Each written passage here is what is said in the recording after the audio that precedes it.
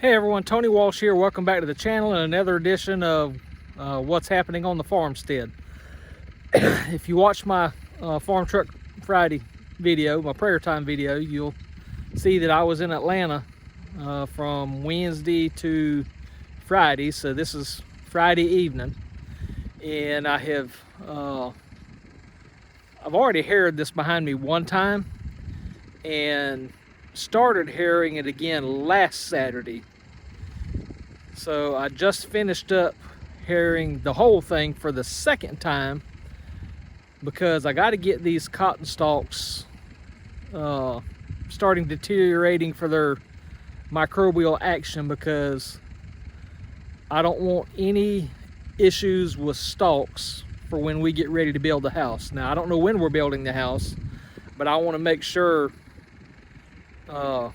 hard cotton stalks are not an issue, especially when we're up underneath the foundation. So just trying to get these done. Plus also I want it smooth for when we plant a yard. So I may not harrow this again. I just may wait till we get ready to build a house and then just run the tiller across it to smooth it out one more time. I don't know what I'll do with it, but that's just the start of what's happening.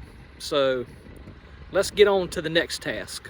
Okay, a few weeks back you saw me clean up all that mess over there, and there's a little pile right there that's got to be burned.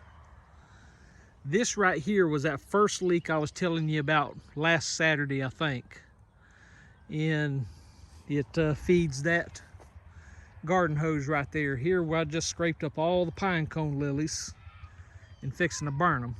And yeah, that's a little bit close to the azaleas, but there's a stump underneath that I would love to burn out. The azaleas aren't that important, but I would like to keep them, but I got to get that stump out of the ground too. And then we got to burn that pile there, so let's get to burning. So it's the next morning, and the pile of pine cone lilies is really almost burned up. I just raked them up a little bit more. This one here is almost burned up, except for we dumped some more next to the edge. But last night, the reason we didn't get done is lost the top bolt out of the alternator right here, which means it wiggles and hits the fan blade. So I'm gonna do some creative engineering to stabilize the alternator, and that way I can get it back up to the barn. And I'll show you in just a second what my creativeness entails. Ed Gosselin to get a kick out of this. So I have used 3 bungee cords, different lengths. Just got one to right here, another one to right here to the torque amplifier lever, and then another one that comes back here. And that pulled it back just enough to where the fan blade doesn't hit right here. That's how I heard when it came loose. I started hearing the tick of the fan blade coming right by the end of the bolt right here. So I've got it pulled back so I can crank it, and now I can get it to the barn to see if it's something I can fix. So I went back and added another bungee cord, because when I cranked it up, it still vibrated enough that it hit the fan blade, and that's all the bungee cords I got, and it still hits the fan blade. So I'm just gonna have to go get my tools and fix it here in the field. So if you remember that game show, Who Wants to Be a Millionaire, one of the options was always to phone a friend, and I had to do that, and that friend was Ed Gosselin from Gosselin Farms. So if you don't know Ed, go check Ed out. And if you've been watching my Farm Truck Friday prayer time videos, you know we've been praying for Ty a lot. So you know that family, while I've never met them and may never meet them, they have turned out to be some great friends. So go check them out, and I'll leave a link in the description here for them if I don't forget. But anyways, the alternator is fixed. Just had to replace that top bolt right there.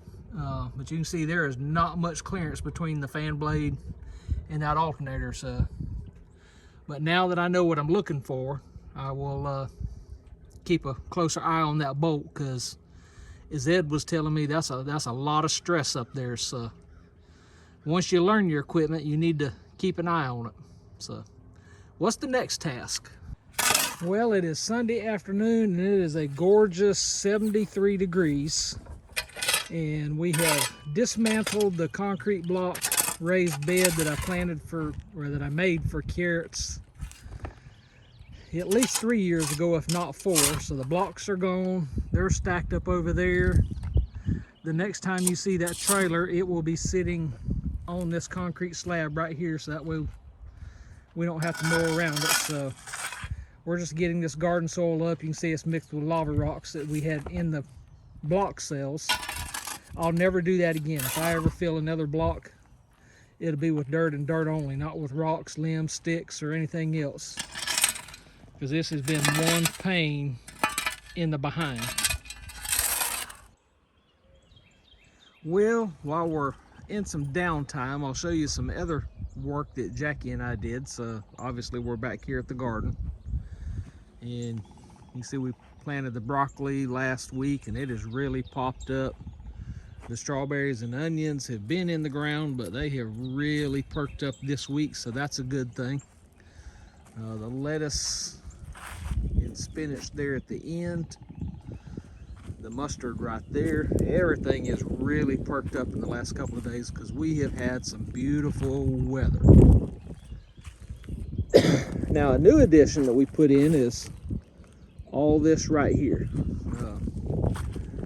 We stopped there because we run out of fabric, so got to get some more fabric in. But here are 6 tubs for our potatoes. I've actually got 4 more, so got to get them filled up, get them down here. So we're just going to put these on boards. Everything we already had, didn't have to buy anything. But one of the things we did this year is drilled bigger holes on the bottom and on the sides to get more water out. These things held a lot of water last year, so drilled a lot of holes.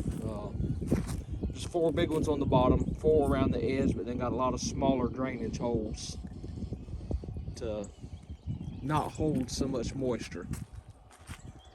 So that's for this clip. Let's see what's next. Well, since those earlier clips, might have been the one right before this one, we've added that bucket pot, we've added these 3 pots here, and all this will be potatoes. Well, that little one right there is going to be beets. All the rest of these will be potatoes. We've added these 5 green stalks right here. Jackie's got to where she just likes to take her green stalks apart and just use them as pots. What's going here, I do not know. She's even got the waters for the top of her green stalks right there. She says she's going to plant little mini onions there, so they don't have to be that deep. And then just got 2 leftover buckets of pot and soil and compost manure mix. Those will be something. So now let's see what's next. Okay, we are done. Jackie has worked me like a dog on Saturday and Sunday. You know, I fry my brain Monday through Friday during the week, and then she exerts my back on the weekend. So I am one tired, old, fat, wore out man. So in closing, these are our Kennebec White seed potatoes from Hoss Tools, and these are our Red Norland seed potatoes from Hoss Tools. She chitted them yesterday, so hopefully we can get those in the ground Saturday, February the 15th. So that's our video for this week. Y'all take care and God bless.